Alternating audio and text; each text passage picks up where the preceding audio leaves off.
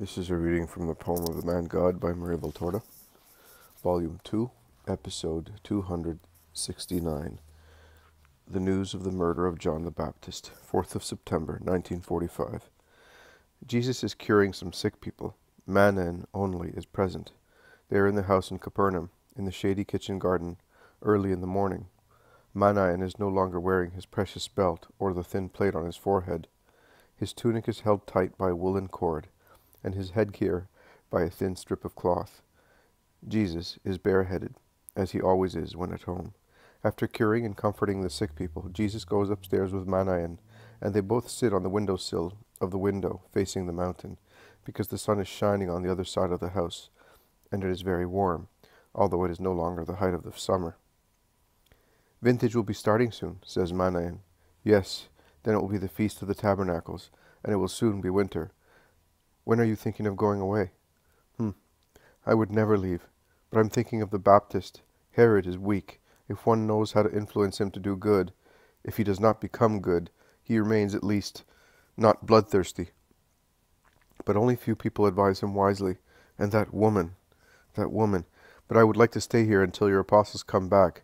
Not that I rely much on myself, but I still have some weight, although the favor I enjoyed previously has diminished much, since they have realized that I now follow the way of good.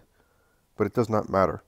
I would like to have enough courage to be able to abandon everything and follow you completely, like the disciples whom you are expecting. But shall I ever succeed? We who are not of the common people find it more difficult to follow you. Why? Because the tentacles of your poor wealth hold you back. However, I know some people who are not exactly rich, but are learned, or are about to be so, and they do not come either. They also have the tentacles of poor riches holding them back. One is not rich only in money. There is the wealth of knowledge. Few can confess with Solomon, vanity of vanities. All is vanity. Which confession is resumed and enlarged not so much materially, but deeply in Koheleth. Do you remember it? Human science is vanity, because to increase human knowledge only is anguish and affliction of the spirit, and he who multiplies science multiplies such anguish. I solemnly tell you that it is so, and I also tell you that it would not be so if human science were supported and bridled by supernatural wisdom and the holy love of God. Pleasure is vanity, because it does not last, but quickly fades away after burning, leaving ashes and emptiness. Wealth stored up by means of various industries is vanity for the man who dies, as he leaves it to other people and cannot repel death by means of it. Woman is vanity, when she is considered a female and desired as such. So we conclude that the only thing which is not vanity is the holy fear of God and obedience to his commandments. That is the wisdom of man, who is not only flesh, but has a second nature, the spiritual one, who can reason thus and is willing, is able to break off from every tentacle of poor wealth and move freely towards the sun. I want to remember those words. How much you have given me during the past days. I can now go back to that ugly court, which seems bright only to fools, and seems powerful and free, whereas it is misery, prison, and darkness, and I will be able to go back with a treasure that will enable me to live better, waiting for the best. But will I ever reach that best, which is to be entirely yours? Yes, you will. When? Next year? Later? Or when old age will make me wise? You will reach it in a few hours by becoming spiritually mature and perfect in willing. Manaen looks at him thoughtfully, inquisitively, but he does not ask any other questions.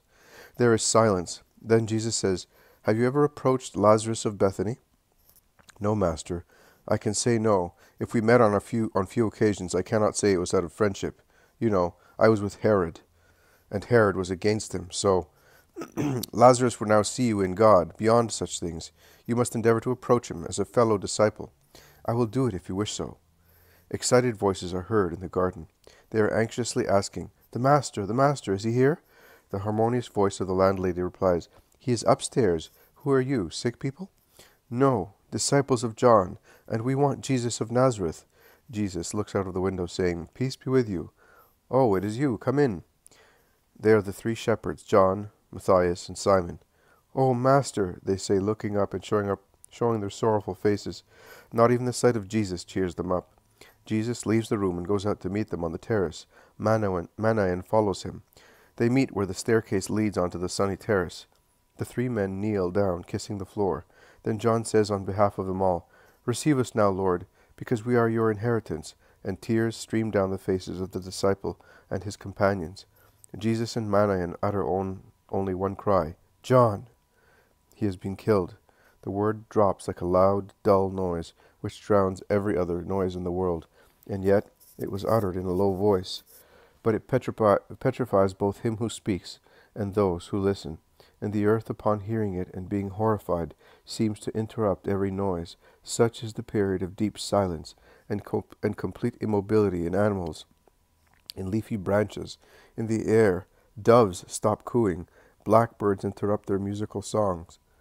The choir of sparrows is struck dumb, and the chirping cicada suddenly becomes silent, as if its contrivance had broken down unexpectedly, while the wind, which was caressing the leaves of vines and trees, making them rustle like silk and causing poles to squeak, drops completely. Jesus becomes as pale as ivory, while his eyes dilate, glazing over.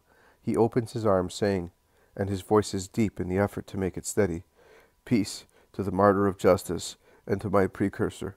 He folds his arms, collects his thoughts in prayer, communicating with the Spirit of God and of the Baptist. Manaen does not dare to make a gesture. Contrary to Jesus, he blushes vehemently and has an impulsion of anger. Then he becomes stiff, and his excitement is revealed by the mechanical movement of his right hand, rumpling the cord of his tunic, and of the left one, which unintentionally searches for his dagger. And Manaen shakes his head, pitying his weak mind that does not remember that he had renounced weapons in order to be the disciple of the meek Master, near the meek Messiah. Jesus opens his mouth and eyes again. His countenance, his eyes, his voice have resumed the divine majesty habitual to him. Only a deep melancholy, tempered with peace, hovers about him. "Come and tell me. As from today you will be mine." And he takes them into the room, closing the door and half drawing the curtains, to have a subdued light and an atmosphere of concentration around the sorrow and the beauty of the Baptist's death, and to form a partition between such perfection of life and the corrupt world. "Speak," he tells them. Manaen is still petrified. He is near the group, but does not utter one word. It was the evening of the feast. The event was unforeseeable. Only 2 hours before, Herod had consulted with John, and had dismissed him very kindly, and shortly before the murder, the martyrdom, the crime, the glorification, Herod had sent a servant with icy fruit and rare wines for the prisoner. John had distributed everything to us. He never changed his austerity. We were the only ones to be there, thanks to Manaen. We were in the palace as kitchen servants and stable grooms, and that was a grace because we could always see our John. John and I were in the kitchen while Simon supervised in the stables, ensuring that the grooms looked after the mounts of guests properly. The palace was full of important people, military commanders, and gentlemen from Galilee. Herodias had locked herself in her rooms after a violent quarrel in the morning with Herod. Manaen interferes. "But when did the hyena come?" 2 days previously, unexpectedly, saying to the monarch that she could not live away from him and be absent on the day of his feast. Viper and sorceress as she had always been, she had made a laughing-stock of him. But that morning, although he was already full of wine and lust, Herod refused to give the woman what she asked for with loud cries. But nobody thought it was John's life. She remained disdainfully in her rooms. She sent back the royal dishes that Herod sent to her on precious trays. She kept only a precious one full of fruit, exchanging the gift with an amphora of drugged wine for Herod. Drugged. Her vicious, intoxicated nature was sufficient to drug him for the crime. From the servants waiting at the table we learned that after the dance of the mimers, nay, halfway through it, Salome had rushed dancing into the banquet hall, and the mimers, in the presence of the royal girl, had withdrawn against the walls. We were told that her dance was perfect, lewd, and perfect, worthy of the guests. Herod, perhaps a new desire of incest was fermenting in his heart. Herod, at the end of the dance, said enthusiastically to Salome, "You have danced very well. I swear that you deserve a prize. I swear that I will give it to you. I swear that I will give you anything you may ask me for. I swear it in the presence of everybody. And the word of a king is loyal also without swearing. Ask what you want."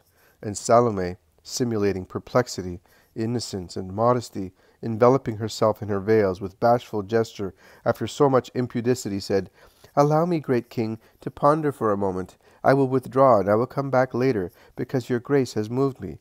And she left, going to her mother. Selma told me that she went in laughing, saying, "Mother, you have won. Give me the tray." And Herodias, with a cry of triumph, ordered the slave to give the girl the tray that she had kept previously, saying, "Go, and come back with the hated head, and I will clothe you with pearls and gold." And Selma was struck with horror, and obeyed. Salome re-entered the hall dancing, and went to prostrate herself at the king's feet, saying, "Here, on this tray that you sent to my mother, as a token that you love her, and you love me, I want the head of John.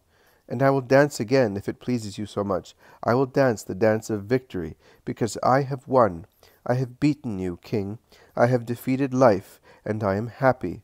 That is what she said, and her words were repeated to us by a friendly cupbearer.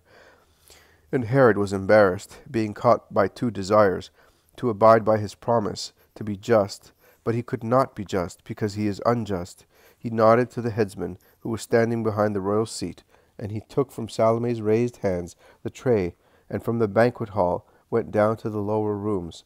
John and I saw him across the yard, and shortly afterwards we heard Simeon's cry, "Murderers!" And then we saw the headsman pass again with the head on the tray. John, your precursor, was dead. "Simeon, can you tell me how he died?" asked Jesus after some time. "Yes, he was praying. He had previously said to me, 'The two messengers will be back before long, and those who do not believe will believe. But remember, should I be no longer alive when they come back, I, on the point of dying, say to you, Jesus of Nazareth is the true Messiah, so that you may repeat it to the others.' He was always thinking of you." The headsman entered. I uttered a cry. John looked up and saw him. He stood up and said, "You can only take my life, but the lasting truth is that it is not legal to do wrong." And he was about to say something to me, when the headsman swung his heavy sword while John was standing, and the head fell from the bust in a stream of blood that reddened the goatskin, while his thin face blanched. But his open eyes were still alive and accusing. The head rolled at my feet. I fell at the same time as his body, as I fainted with grief. After Herodias had disfigured it, the head was thrown to the dogs, but we picked it up at once, and we tied it in a precious veil, together with the trunk, and during the night we recomposed the body and carried it out of Machaerus. We embalmed it at daybreak in a nearby acacia thicket with the help of other disciples, but it was taken from us again to be slashed, because she cannot destroy it and cannot forgive him. And her slaves, fearing death, were more ferocious than jackals in taking the head from us. If you had been there, Manaen, had I been there. But that head is her malediction. Nothing is taken from the glory of the precursor, even if the body is mutilated. Is that right, Master? That is true. Even if the dogs had destroyed it, his glory would not change. Neither has his word changed, Master. His eyes, although disfigured under a large wound, still say, 'You are not allowed.' But we have lost them," says Matthias. "And we are now your disciples, because that is what he said, and he told us that you already know." "Yes, you have been mine for months. How did you come?" "On foot, by stages. It was a long, painful journey, in the heat of sands and of the sun, made even more painful by grief. We have been walking for almost 20 days. "You will rest now." Manaen asks, "Was Herod not surprised at my absence?" "Yes, at first he was annoyed. Then he became furious. But when his rage calmed down, he said, 'One judge less.' That is what our friend, the cupbearer, told us. Jesus says, 'One judge less.' He has God as a judge, and that is enough. Let us go to where we sleep. You are tired and covered with dust. You will find the garments and sandals of your companions. Take them. Refresh yourselves. What belongs to one belongs to everybody. Matthias, since you are tall, you can take one of my tunics. We will provide later. My apostles will be coming before night, because this is the Sabbath eve. Isaac will be coming next week with the disciples, and later Benjamin and Daniel will come. Elias, Joseph, and Levi will be there after the tabernacles. It is time for others to join the 12. Go and rest now." Manaen takes them in, and then comes back. Jesus remains with Manaen. He sits down pensively, and is clearly sad, with his head reclined on a hand. his elbow resting on his knee as a support. Manaen is sitting near the table and does not move. He is sullen. His face is a storm. After a long time, Jesus raises his head, looks at him, and asks, "And what are you going to do now?" "I do not know yet. There is no purpose in staying any longer at Machaerus, but I would like to remain at the court to find out. To protect you, according to what I learn. You had better follow me without any delay, but I will not force you. You will come, when the old Manaen has been destroyed bit by bit. I would also like to take that head away from that woman. She is not worthy to have it." Jesus has a pale hint of a smile and says frankly, "And you are not yet dead to human wealth, but you are dear to me, just the same. I know that I shall not lose you, even if I have to wait. I know how to wait. Master, I would like to give you my generosity to comfort you, because you are suffering. I can see it. It is true. I am suffering, very much. Only because of John? I do not think so. You know that he is in peace. I know that he is in peace, and I perceive him close to me. Well then? Manan, what does dawn precede? The day, Master. Why do you ask me? Because the death of John precedes the day when I will be the Redeemer, and the human part in me trembles at the idea. Manan, I am going up the mountain. You stay here to receive whoever should come, and to assist those who are already come. Stay until I come back. Then you'll do whatever you wish. Goodbye." And Jesus leaves the room. He goes slowly down the steps, crosses the kitchen garden, and at the back of it he takes a little path along ruffled gardens, olive groves, orchards of apples and fig trees, and vineyards, and he climbs the slope of a little hill, where he disappears from my sight.